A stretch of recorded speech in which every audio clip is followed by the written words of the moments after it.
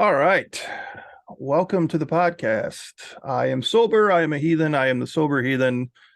I'm Scott, and I'm glad to be here today. Another great podcast, another great interview coming today.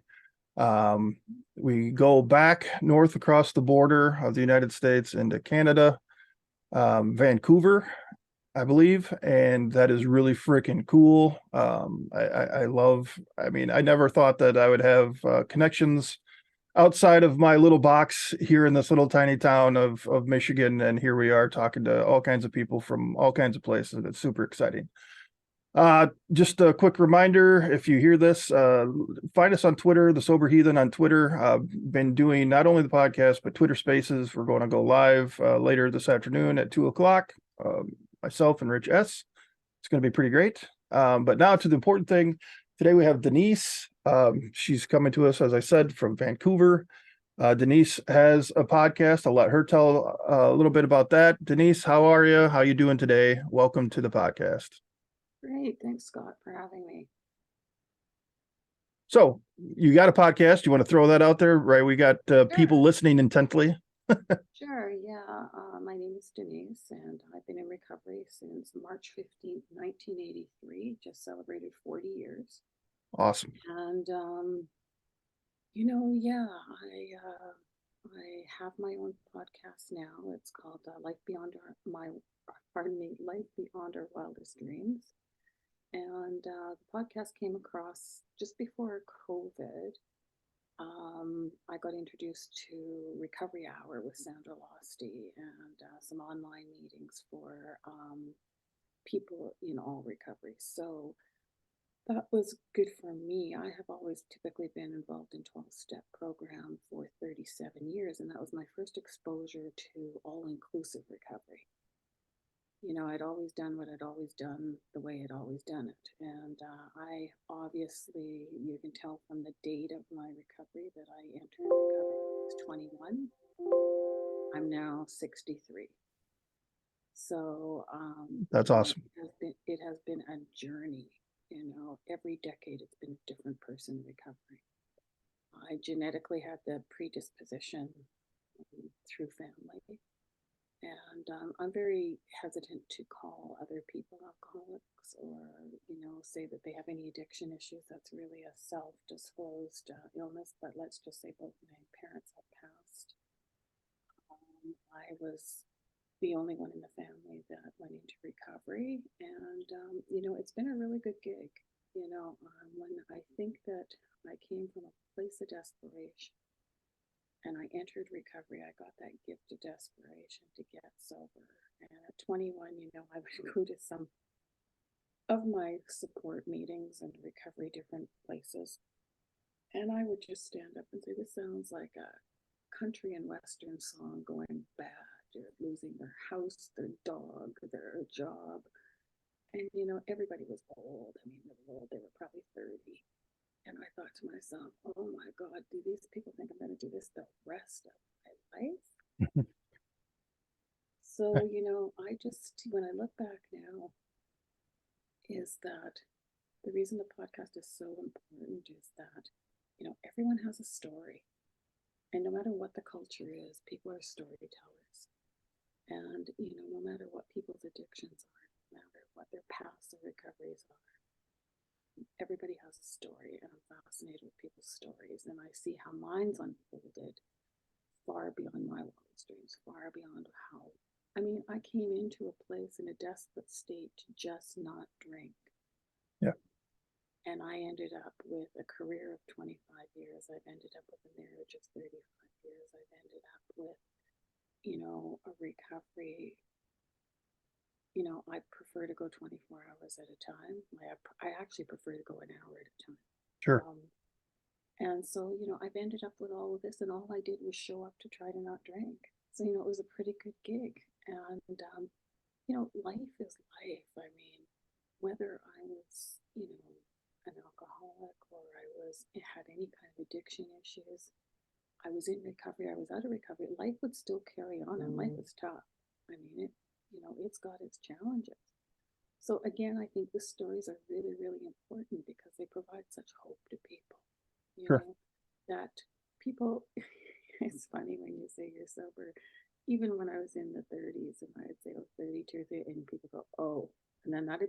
be on to the next person. It'll be like, but I couldn't visualize that either. But I think it's important that we don't think about the period of time in years. I've known a lot of people with many years and they don't understand one 24-hour day. So, you can have many years and few days. And so for me, the days are what's important. And so, I was lucky through my period. I certainly had my ups and my downs, and recovery is ebb and flow no matter what. And eventually I was carried part of the time. I'm not a particularly religious person at all. I don't even know if I'm a spiritual person. I would just say that I believe in a universal connection. For me, what's kept me sober has been the connection with people.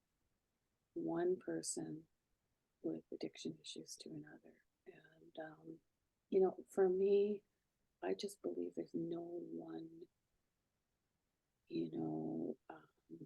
program or one solution fits all. It's a very unique, it's like joining a gym membership. I'm disabled and I have mobility issues and use a walker. And so, like, why would I join a gym? Okay, like I can do walking outside and I do walking every day. But, it's like setting yourself up to go to the gym and say, okay, I'm going to go 3 times a week and then hating it and never going. We have to curtail, I believe, our program to a really individual thing that we know we're going to do.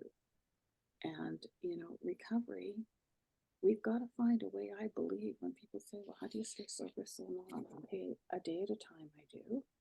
But not only that, I have to have some kind of joy in it, some kind of happiness, some kind of fun, some kind of laughter.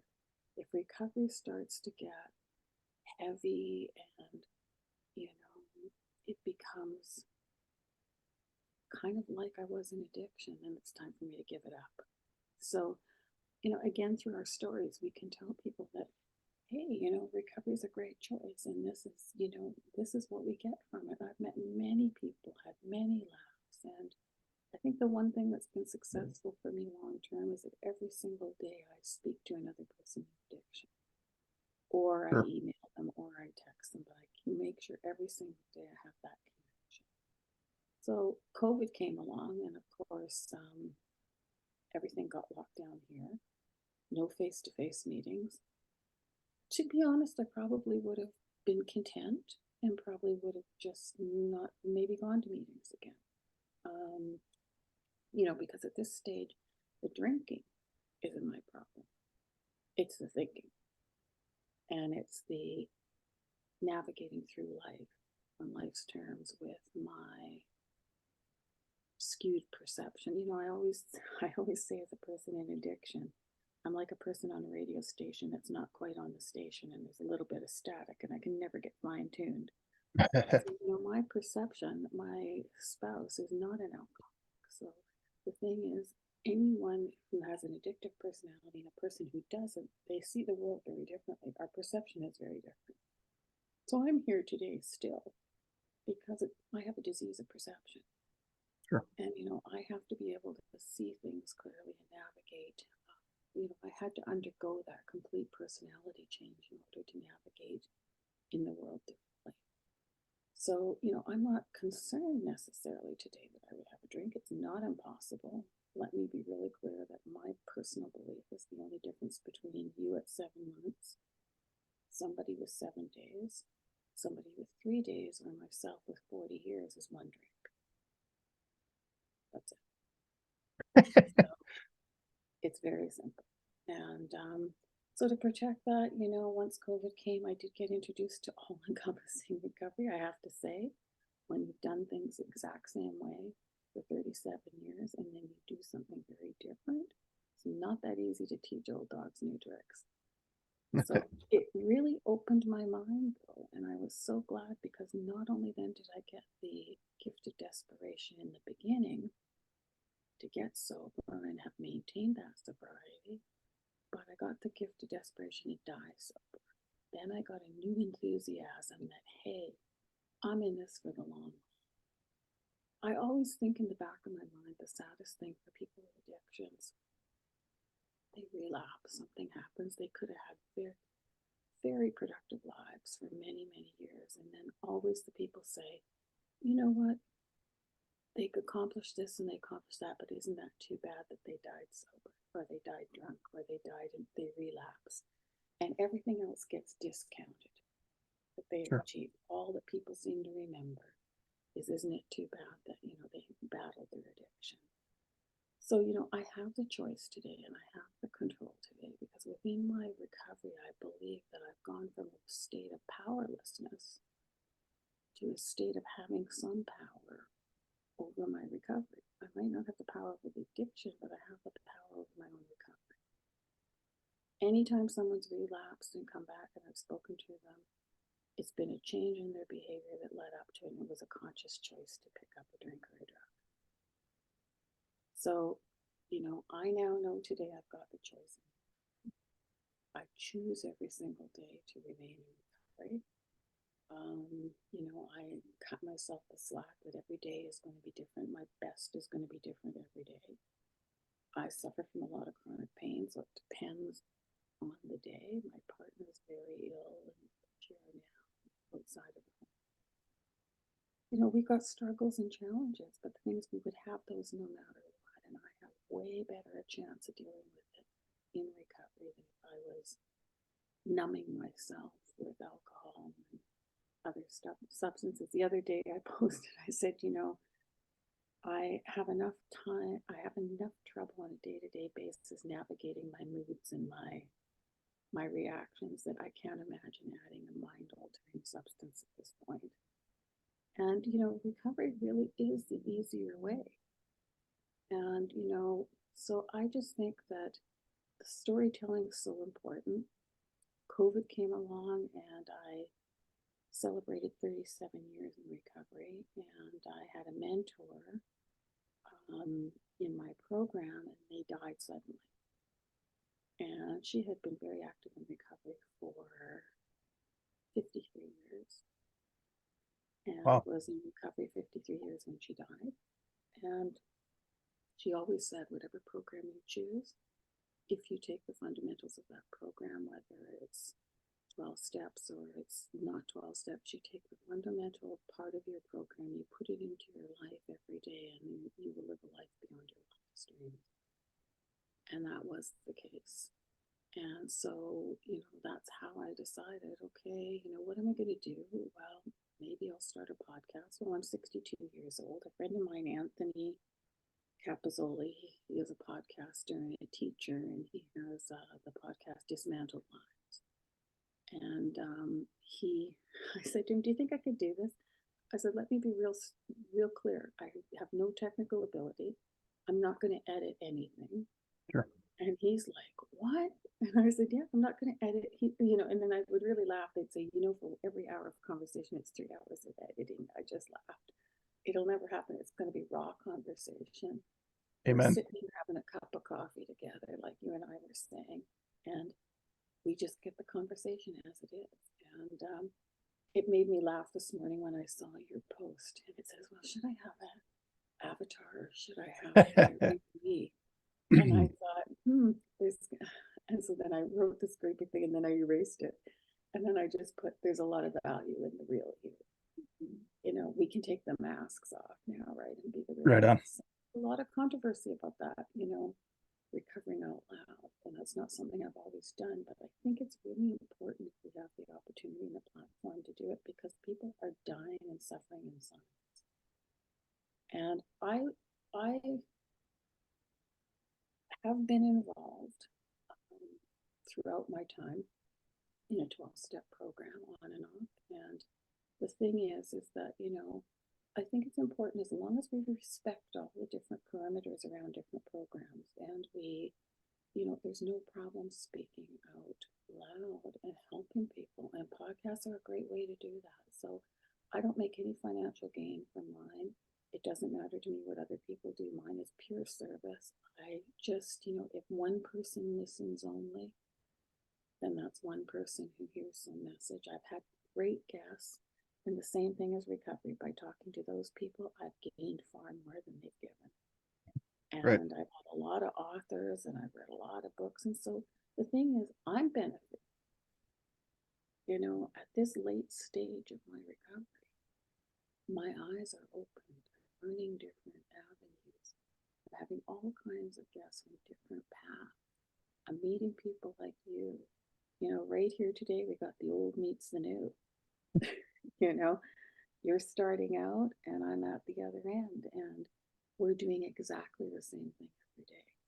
We're Yeah, getting up, we're keeping the demon away, we're choosing to not use or drink, and we're choosing to help others. So it doesn't matter where we are in the spectrum. We are doing exactly the same thing. And that's an illusion sometimes with people, about people who've been sober a long time. Like, what's the secret? What do you do? I get up, I make coffee the same way you do. I do exactly the same thing you do. You do the same thing I do. sure. So we're all in it together. So, you know, it's really, the podcast has really helped me more than it's probably helped people. I don't know if that's been your experience, but it sure been mine. Absolutely. Absolutely. And Every so, time somebody talks. Yep. yeah. And so, you know, I just think that the main thing, you know, I've been very blessed. I put a lot of work into it. It's probably the only thing I've ever started and, you know, planned to finish. I was the kind of person in addiction that would start many things and nothing would ever get finished. And I'd be on to the next thing, the next distraction, the next thing that could keep my Yes. mind busy. Yes. And, you know, recovery's been one thing I've stuck with. And I'm proud today to say that I've stuck with it, and I'm proud to help other people, because I just think there's so much suffering, and there's so many people who I never, because, you know, here we don't have a lot of resources. A lot of resources have been cut. So the thing is, you know, I look when I walk by some people sometimes using on the street, and I just think, you know, they're probably never going to have the option, Right. and how sad that is. So that's how the podcast came along. That's how I've trudged along. I just think everyone's got a story, and the stories are so important. Yeah, I agree. And when people ask me, how long do I have to be to come on the podcast? How long do I have to be sober? I don't care. I want to know. Everybody's at different stages, like you said. There are people on Twitter that are celebrating one day, they're celebrating a week. What did you do to get that far? You know what I mean? It's very important. And I like what you said. It's not the years, it's the day, it's today. And all You we're know, saying, all everyone is saying today, and we're saying, is we're saying, not today. right. And you have to keep it that simple. Um, Tomorrow's a mystery, yesterday's history, that kind of thing. Just have to get through today. One thing you said, I wanted to just go back and see if you wanted to add a little more to it. You said you're a different person every decade.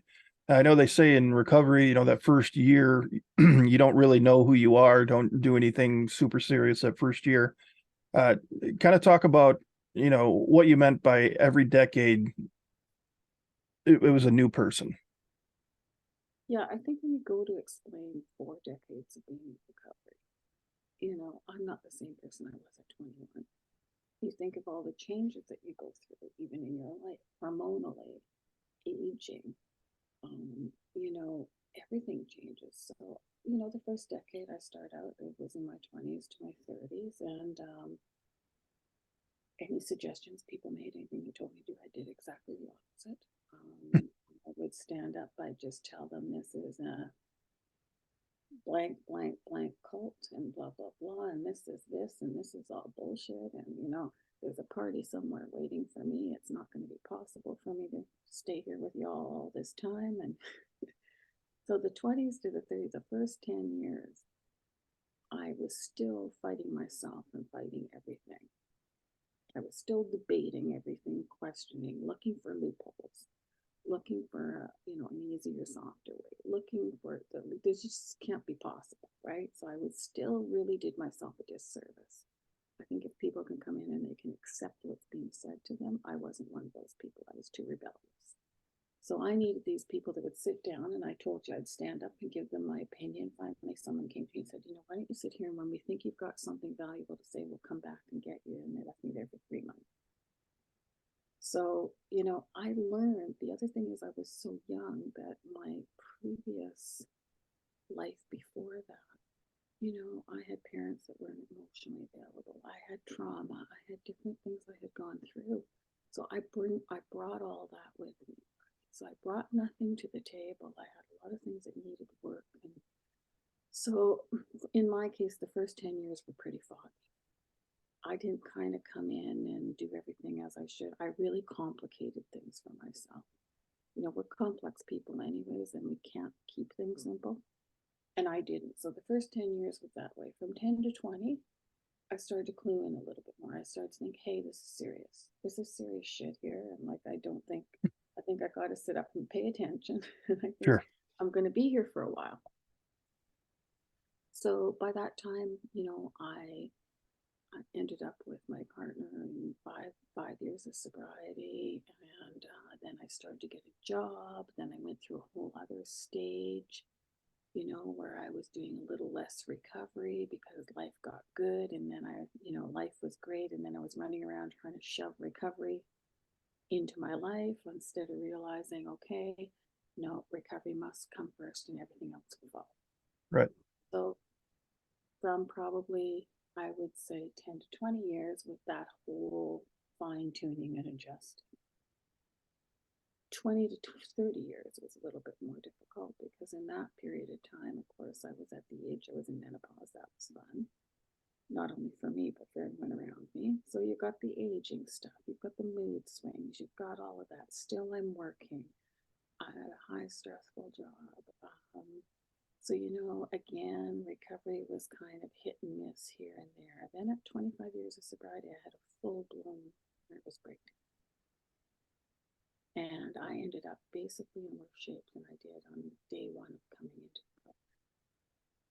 And then I really realized that, a friend of mine said, well, what have you been doing for the last few years? When you go to meet your group people and you meet different people along the way, is it just become social? Are you really listening to what's going on? Or is it just social? Is it just to be seen and to make an appearance? And so I went through that stage in the third decade of just showing up at the odd function, showing up to be seen. Hi, I'm still here. Yeah, I'm still sober, but not plugging in on a day-to-day basis. So I had to crawl my way up from this mental breakdown. So again, I went through a stage of being sober and stuck. And I went through a stage of being dry drunk, being completely sober for many, many years, but broken mentally, emotionally, and spiritually. Right. And that was a far worse bottom for me than when I first came in. And so I did manage to climb out of there. And so from 25 years until 40 was another stage of rebuilding everything mentally, emotionally, and spiritually at a much later age. I think we have the advantage when we're younger. We're not as rigid with our thoughts and our ideas. So here I was much older and I was in a complete mess and had to start again. And I had to rebuild and reframe everything. And so, that's why I say through each decade, there was a different version of this. Because different experiences. Sure. But now what I can say is that the most work I've done in my recovery has been from year 37 to 40. As far as changing my old ideas, changing my rigidity, and being open to new ideas and new paths. And that's refreshing. But it's also a different version of me again. Sure. I think, we don't come in and we don't just become one way and stay that way. If we do, there's danger in that because everything is changing constantly. And I was a person previously who didn't change with it. So I didn't change with the world as it was changing. I kept my old ideas. Right. And they ended up actually being a stumbling block for me. So, and I'm not the same person I was a month ago. So the thing is that, you know, everything is constantly changing, and I think that's a lot healthier. And, you know, not just to come in and have one view, stick with that view and not veer off out of the box at all. So today I have a basis in my recovery, but I really prefer to look at it as I have more of a hybrid approach. Yeah. I have a foundation, but then I am happy to accept different things from different paths. Yeah, and I've learned so much just doing the podcast from other people's approach on things. It's also reaffirmed a lot of the ways I was going at it, you know, that I was unsure of. I think it's a good point to be said, you know, the amount of time that you have already put in the rearview mirror is not a defense against today. You know, you have to continue to practice. You know, you had said it's a disease of perception. When I was in treatment, I had a counselor. He said that when you come in, he did the same thing to everybody. He would ask the group, "What is this guy suffering from?" And the group would say, "Optorectalitis." And he'd say, "What's that?" And we would say, "A shitty outlook on life." So he would do a prostate exam, is what he'd call it, and he'd help you pull your head out of your ass. So Yeah. the point was, you know, not drinking isn't enough. It is a disease of perception. It's a disease of the mind. It's your shitty thinking that gets you into trouble, and the substances are just a oh God, I'm losing the word here, but it's yes, a symptom. Thank you. That's the word I was looking for. Crepe. So yeah, it's just a symptom of a bigger problem, and being able to be a hybrid in recovery, I think that is huge. To be able to take what you need, you know, they say in AA, take what you need and leave the rest. When you go into a crappy meeting, I think you can do that from all the various recovery pathways. In the recovery coach training, the certification that I got, you know, it was the first time that I'd heard it or really thought about it. Maybe they said, you know, the people know what they need. You just have to guide them and help them get there. And it's really true. I mean, I knew what I knew the things that were bothering me and the things that were keeping me down. And it just turns out I needed to find my own path. You know, I thought AA was the only way for so long. And now knowing that that's not the case. There are other avenues. So what And did I you think do? also, if I can add to that just for a second, Scott, Absolutely. I think the thing too is that the thing I love the most that I always think about is just because someone's on a different path, it doesn't mean they're lost. It just means they're on a different path. And Right. that's exactly, you know, like I said, the more we can personalize our own recovery program for ourselves, Right. the more successful we're going to be. Yep. So, you know, I totally agree with what you're saying. It's just like, take what you like and leave the rest from everything. Right. Go to a buffet of programs and whatever, and just Yep. have a little bit from each one if that's what's going to work for you. Now, that might work for me, but it might not work for the next person. But I think we have to give people the respect of their own journey. You know, Absolutely. I get a little bit uncomfortable when, you know, the judgments start about, well, you can't do this and you have to do it this way and you have to do it that way. Yes, I understand that some people are indoctrinated and some people really believe what they believe and they stick with it. I was one stuck in my old ways, but it doesn't mean we can't change. It doesn't mean we Sure. can't. So, you know, I think make it as unique as we can for ourselves. We'll have the more success that we have. And I don't think I can tell you what's going to work for you. No. And you can't tell somebody else. And I don't really think it's appropriate we do so. No, I don't think so. And I think that's To me, why it's the highest level of disrespect when we start judging somebody else. absolutely. Absolutely. And that's why it's so important to continue to doing the podcasts that we're doing, to show what is working for other people, because they might be able to take a little bit of what I say and a little bit of what you say, and then they will make their own path to success. And like you said, even if that only happens to one person, doing the podcast was completely and totally worth it. And it's been a good day. Yeah, it's been a great day. So I also wanted to throw in before we take off, you know, you don't edit, I don't edit.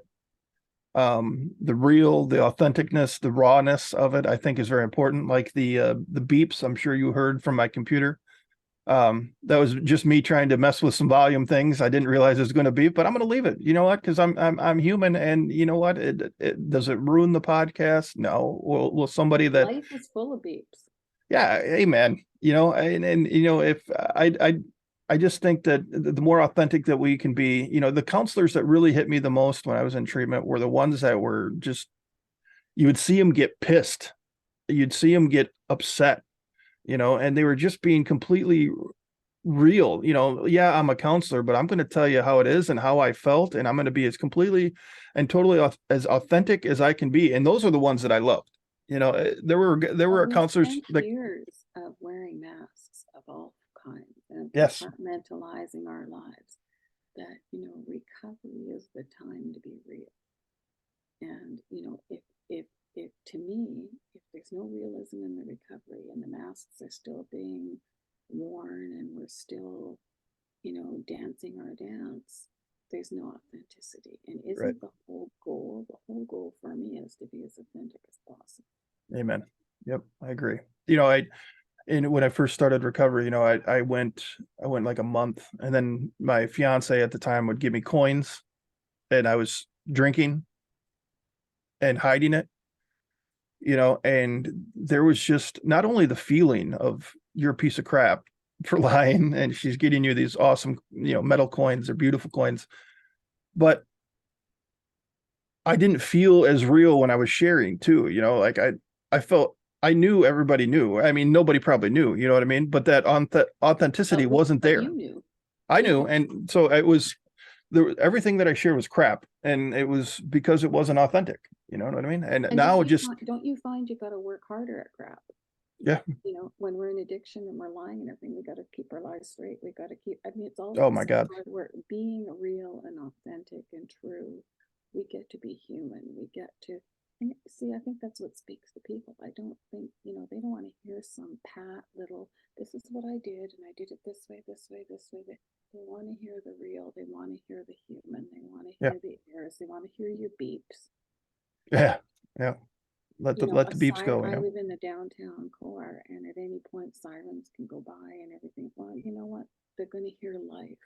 Yeah. And I think that's what we need to do in recovery. And, so I think that I'm really glad we got to connect.